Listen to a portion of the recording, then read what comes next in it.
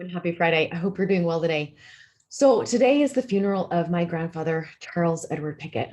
I am recording this a few days earlier, but I wanted to dedicate this message to him and the memories that I have of him and the impact and influence that he's had on my life. And so I want to share with you three principles today that have blessed and influenced my life because of that amazing man. And hopefully they will help you navigate your healing journey with these three principles as well.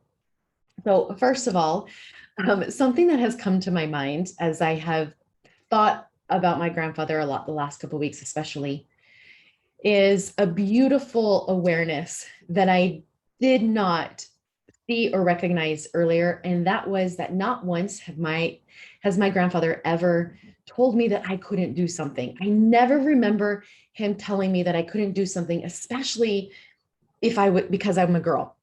Never did I hear him say, sorry, you can't climb that tree because you're a girl. Sorry, you can't swing from that insanely high, massive tree rope because you're a girl. Sorry, you can't go on that intense 2-week backpacking trip because you're a girl. In fact, he wanted us girls to always be better than the boys. So I am just really grateful for his inspiration on always encouraging me and never giving me those limited thoughts that I couldn't do something. And so hopefully I can share that message with you too today, that you are absolutely capable and not limited in any way either, especially if you're a girl. Okay, so my grandfather was a big time skier, a very gifted, talented, amazing snow skier. And so obviously he would teach his grandkids how to ski as well. And so I think I was probably 3 when he put me on my first pair of skis. And one day, I think I was probably 11 or 12 years old at this time, we were skiing and we had gone over to a different part of the mountain that I'd never been to before. And as we're standing on top of the mountain and I overlook, I think I just panicked and my breath just went like out of my body because we had come up to a mountain of moguls. Now, if you don't know what that is, it's an entire mountain full of these large, big, tiny mountains that covered the entire slope. It was not a ski smooth slope down that hill. It was intense. It was insane. And I had never done that before. And so my grandfather took some time to explain how you ski down a mountain full of moguls. And as he taught me to plant your pole and keep your skis very tight and move over, and lots of up and down movements, and very, very careful and precise.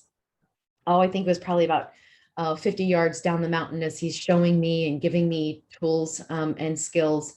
He looks up as I'm at the top and goes, all right, any questions? And I go, no. And he goes, okay, see you down at the bottom. And he takes off to the bottom of the mountain and leaves me standing there alone. So of course I cry. And I even like kind of threw myself onto the ground and just sat there and cried. And I tried to think of all kinds of different ways to get down that mountain. I even thought maybe if I just sit there long enough, he'll come back up and get me, and quickly realized that that's not my grandfather. He would patiently wait at the bottom of the mountain all night if he had to, but you were going down that mountain.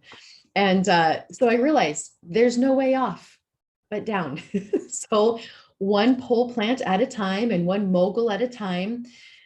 And I got the hang of it and I got to the bottom of that mountain. So same with our healing journey, one pole at a time. There is no rush. And there really is only one way through your healing and down that mountain. But the more you practice, and the more you plant your pole and the more you maneuver around that mountain, it does get easier and you get stronger and you learn more skills. The feeling that I had when I saw my grandfather at the bottom of that mountain just waiting for me, I just felt thrilled and proud of myself, and I knew he was proud of me. Okay, the next principle is he also taught me how to water ski. You're definitely an active family. So one of the things that he wanted me to do as quickly as possible is going from 2 skis to slalom, which is just 1 ski.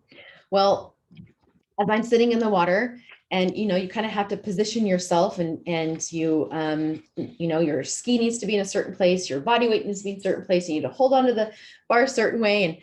And as you're sitting there in water, you kind of have to realign and readjust and breathe. And one of the signs that my grandfather that we would give him so that he knew when to start driving the boat away was we'd put our thumb up and yell, hit it, scream it really, really loud. But it took some time as I'm sitting there in the water to kind of readjust and realign and try not to let the waves knock you over so that you're out of alignment. And it took some time. And one of the things that I noticed that my grandfather,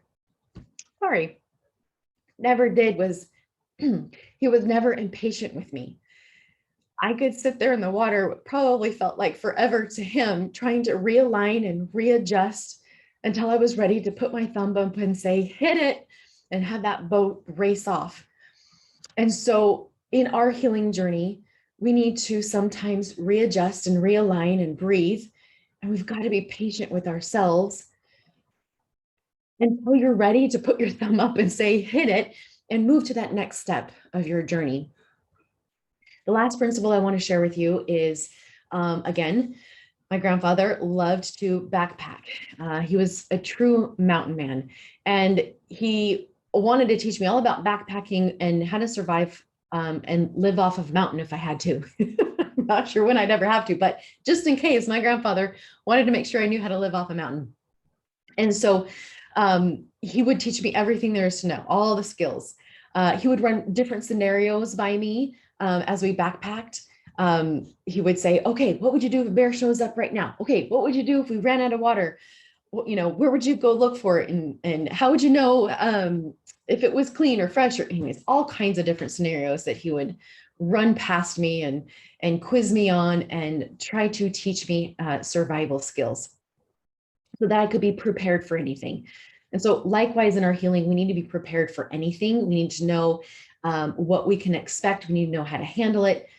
Pretending that things,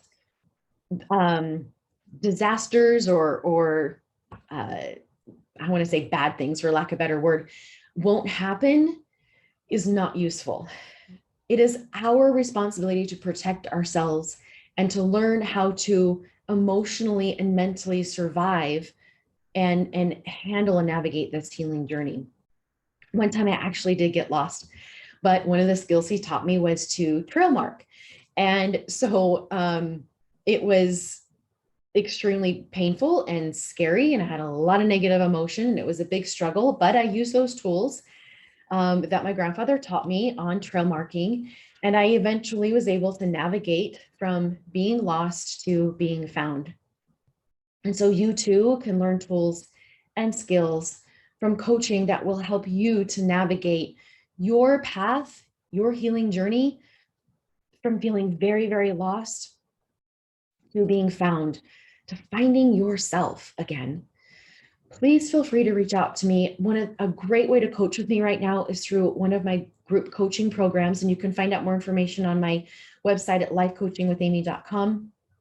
Group coaching is a powerful way to get coached one-on-one and also to start gaining real traction in your journey as you watch other people get coached. For those of you who attend support groups, this is nothing like that, just FYI. So if you are interested or want more information about that, then book a free session with me and we can see if that is the right next step for you. All right, everyone, thank you so much for listening as I dedicate this message to my grandfather, Charles Edward Pickett. I'm grateful for his life and the knowledge and tools that he helped me learn, and hopefully some of them helped you today. All right, everybody, have a beautiful weekend. See you soon.